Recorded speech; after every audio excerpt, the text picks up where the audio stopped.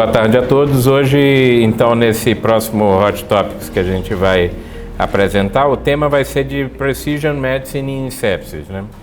Esse é um tema que é um conceito. Então, a abordagem desse tema vai ser feita de uma maneira que a gente tentou organizar um pouco o conhecimento para apresentar ele ao longo dos próximos 15 minutos, mas que, como um conceito em medicina, ele não é uma abordagem muito prática de coisas que se vai sair daqui para uso no dia a dia. Nosso principal conflito de interesse nesse momento é coronavírus. A gente só quer estudar coronavírus, a gente vê coronavírus todo dia, a gente quer ler sobre coronavírus e não tem jeito da gente sair muito disso. Mas ainda assim, a gente conseguiu fazer uma apresentação sobre esse tema. A medicina personalizada é isso que a gente vai falar? Não. A ideia da medicina de precisão, e por isso esse nome tem sido substituído de Personalized Medicine por Precision Medicine nos últimos tempos, porque não é uma medicina feita para uma pessoa, é uma medicina feita para grupos de pessoas que têm ali umas mesmas características genéticas, ambientais e de fatores de risco, de forma que se consiga então produzir tratamentos que se apliquem melhor ou que tenham um melhor benefício num determinado grupo de pacientes.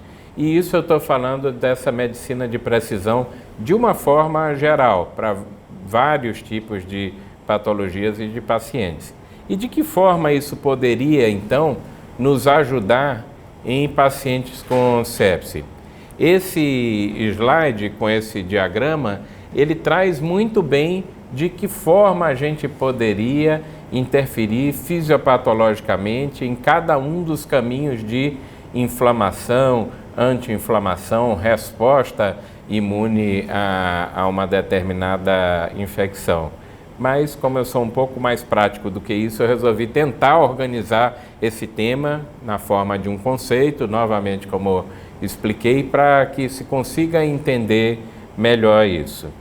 E esse entendimento vem basicamente de uma mudança de paradigma. Ele começa basicamente de uma mudança de paradigma.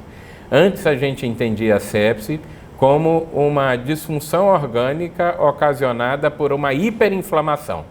Olha, esse paciente teve uma resposta inflamatória muito exacerbada a uma determinada infecção e isso levou a uma determinada disfunção ou determinadas disfunções orgânicas. Só que ao longo dos anos, a gente foi entendendo melhor a fisiopatologia da sepse e sabe que convivem no mesmo indivíduo resposta inflamatória e resposta anti-inflamatória. E essas respostas, elas convivem nesse mesmo indivíduo e predominam de acordo com a fase da doença. E essa fase nem sempre é muito fácil de enxergar se esse paciente já pulou de uma fase hiperinflamatória para uma fase hipoimune, anti-inflamatória, até porque essas linhas se cruzam em algum ponto, mas durante a doença elas convivem, só que predominando uma ou outra. E o que predomina no mesmo indivíduo, então, pode diferir, e isso explica porque todas as vezes que se tentou fazer imunomodulação e controle de resposta inflamatória em pacientes sépticos, em grupos heterogêneos de pacientes sépticos, isso foi negativo. Não se conseguiu o resultado expressivo de um tratamento com redução de mortalidade. Nos últimos anos, a gente tem entendido, então, de que a sepse não é uma resposta, uma disfunção orgânica relacionada a uma resposta à hiperinflamação, mas a disfunção orgânica ocasionada por uma desregulação da resposta imune a uma determinada infecção. E entendendo isso, então, a gente consegue ver que a inibição e por que essa inibição da resposta inflamatória falhou em grupos heterogêneos de pacientes. E é possível ainda imaginar que talvez em alguns subgrupos de pacientes, determinados tratamentos no sentido de imunomodulação ou de estimular a resposta inflamatória ou de inibir a resposta inflamatória poderiam ser benéficos então na sepse. Em 1976, um estudo avaliou se megadoses de corticoide, de 30 mg por quilo de metilprednisolona, poderia ter impacto na mortalidade de pacientes sépticos. Qual que era a ideia? Olha, eu tenho disfunção orgânica causada por hiperinflamação. E se eu inibir essa resposta inflamatória, eu consigo então melhorar essa disfunção orgânica e reverter a mortalidade atribuída à sepse? Esse estudo inicial foi positivo e durante 11 anos se continuou acreditando nessa verdade até que saiu esse estudo, publicado em 87 no New England, que usou o mesmo protocolo que o estudo anterior tinha usado e que não viu benefício em mortalidade nesse grupo de pacientes, na verdade, até com uma tendência de aumento de mortalidade no grupo que usou metilprednisolona, e de lá para cá, megadose de corticoide em paciente séptico caiu por água abaixo, a gente nem escuta mais falar. Espera aí, só um minutinho. Esse outro estudo é um estudo também interessante. Lá em 97, esse pesquisador, o Opel, ele utilizou em 600, quase 700 pacientes, 696 pacientes, com sepse grave, ele randomizou para receber placebo ou uma medicação que é um antagonista do receptor de interleucina 1. E isso num grupo heterogêneo de pacientes também. Ou seja, ele estava tentando novamente imunomodular a resposta inflamatória em sepse. E ele falhou em demonstrar a redução de mortalidade e, inclusive, ele chega a comentar que se essa medicação, o anakinra, não teve qualquer tipo de benefício, foi muito pobre para que se justificasse utilizá-lo em pacientes sépticos. Vejam que esse Opel, eu diria que ele é quase brasileiro, porque ele não desiste nunca. 11 não, acho que mais até tempo do que isso, porque o primeiro tinha sido em 97, o outro foi 19 anos depois. Ele voltou, não a fazer um outro estudo, mas ele voltou para olhar lá aquela mesma amostra de pacientes que ele tinha estudado. E ele disse assim, olha, teve um pequeno grupo, um subgrupo de pacientes aqui que se beneficiou dessa abordagem, com o antagonista do receptor de interleucina 1. Quem que era o grupo? Eram quase 5,5% da população inicial, e esse grupo ele tinha síndrome de ativação macrofágica, que ele identificou como sendo disfunção hepatobiliar nesse paciente, com CIVD. E nesse grupo de pacientes houve uma redução expressiva de mortalidade. É óbvio que isso é um estudo de subgrupo, de um estudo anterior, e que necessitava ser replicado para ver se isso realmente se mantém. Mas veja que, igual eu comecei a apresentação, né? A ideia de usar imunomodulação em grupos heterogêneos não mostrou redução de mortalidade, mas talvez direcionar essa imunomodulação para grupos diferentes possa ter impacto e possa ser a chave da medicina de precisão na sepse.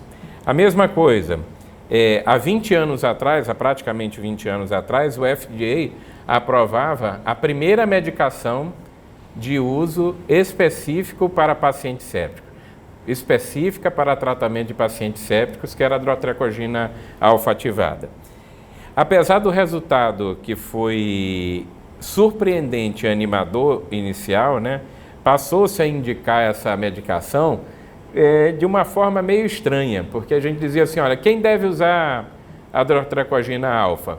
Quem tem Apache maior do que 25. Mas espera aí, Apache nunca foi desenhado para indicar tratamentos.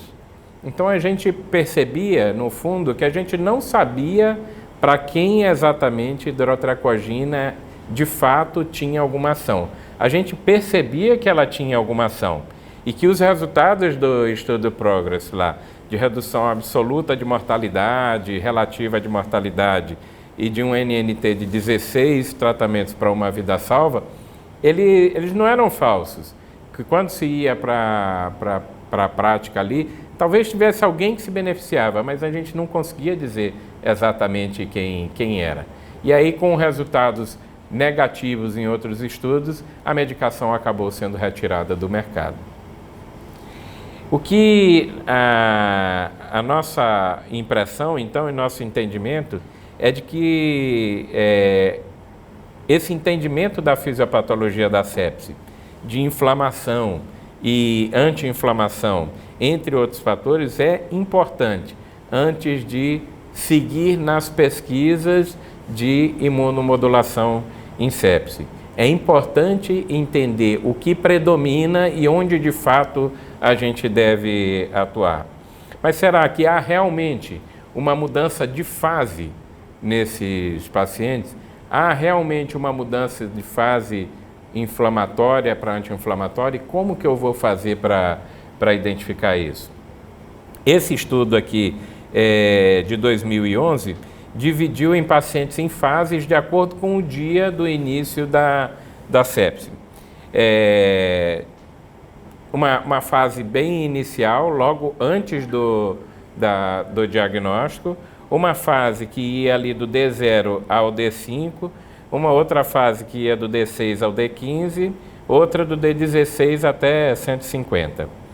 As fases mais tardias, elas tiveram associadas a aumento de bacteremia, e principalmente a aumento de bacteremia e infecções por germes oportunistas, indicando então que esses pacientes em fases mais tardias teriam uma fase hipoimune ou anti-inflamatória que os levaria a ficar mais suscetíveis a essas infecções. Da mesma forma, a gente poderia dizer que esse outro estudo aqui, mas de uma forma diferente, né, também comprovou a existência dessa fase hipoimune ou anti-inflamatória. Até 40% dos pacientes que permaneciam com sepse prolongada apresentavam PCR para vírus, citomegalo, herpes, novamente ou positivos, indicando que esses pacientes tinham feito reativação de infecções virais latentes. A diferenciação nos pacientes com sepse, então, é necessária. Será que esse paciente está em fase inflamatória ou será que ele já passou por uma fase anti-inflamatória? Essa fenotipagem imunológica de pacientes com sepse, ela pode pavimentar aquilo que a gente pode prever para um futuro para tentar fazer tratamentos, uma abordagem mais precisa, né, para esses pacientes. Existem várias maneiras hoje em dia vários estudos com mecanismos de tentar identificar a fase imune que o paciente séptico está. Mas dois mecanismos eles se sobressaem nos estudos, que são a produção de leucócitos por leucócitos, né, na verdade, de citocinas induzidas por lipopolissacarídeo, LPS, e a expressão relacionada a um antígeno leucocitário humano D, de monócitos. Dentre essas duas, sobressai-se ainda a segunda, o HLA-DR. Nesse estudo aqui, 83 pacientes com choque séptico, olha que interessante, 60% tinham choque séptico, 25% dos pacientes apresentaram infecção secundária em uma fase mais tardia e houve 30% de mortalidade. A maior mudança na expressão do HLA-DR, ela veio aqui entre o D1, D2 e o D3, D4, ou seja, foi precoce, foi ali por volta do terceiro dia. E o tempo médio para aparecimento de infecção secundária foi no 9º dia. Então, a mudança no HLA-DR mostrando que esses pacientes iriam entrar numa fase hipoimune, precedeu a ocorrência de infecção secundária.